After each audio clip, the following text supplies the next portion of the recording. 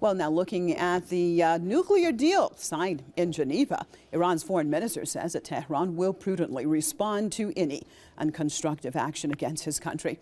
Mohammad Javad Zarif has written on his Facebook page that Iran will seriously pursue nuclear negotiations and will respond to any improper action, even if it does not violate the Geneva deal. He explained that Tehran has given an appropriate response to the United States' recent move.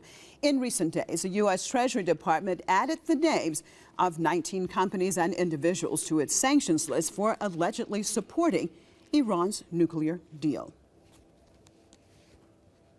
Crossing over to Tehran, joined by Dr. Mohammad Marandi from the University of Tehran. Thank you so much for being with us, Dr. Marandi. Let's look at the situation, sir. Now, the foreign minister is actually saying that Iran will respond prudently if any destructive or non-constructive actions are taken against his country. What do you think that the foreign minister means exactly by those comments? It's hard to say. He's being vague, probably intentionally so. But the concern that he has and that the Iranians have is that the Americans have already violated the spirit of the deal, if not the deal itself. The very fact that the Americans add new companies and new individuals to the sanctions list is an expansion of the sanctions regime. And therefore, from the Iranian perspective, it destroys any trust that may be created between the two sides. Because in future, the United States could continue to include more and more companies and more individuals and increase it to whatever degree that it wants. And that, of course, means that the United States is continuing to do what it has promised not to do, and that is to hamper Iranian economic growth and to try to strangle the Iranian economy. In your perspective, sir, is the nuclear deal between Iran and a P5+1 dead, or is there still hope?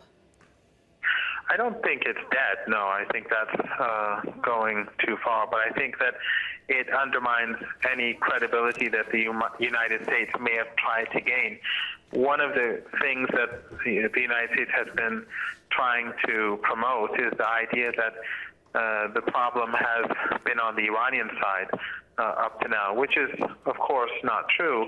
The Iranians have sat at the negotiating table before. The Iranians have never violated the rights of American individuals. It's been the United States that has been imposing severe sanctions against Iranians.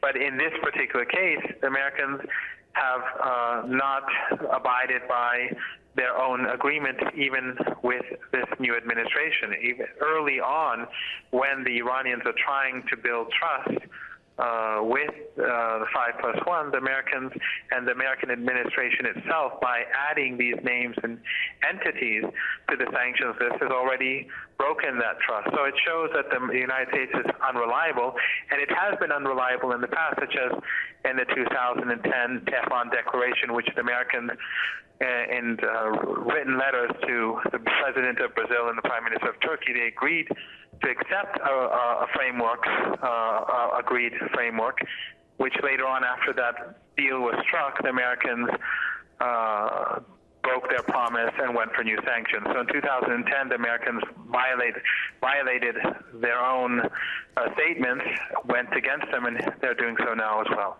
All right, thank you so much for being with us, Dr. Mohammad Marandi from the University of Tehran, right here in Tehran.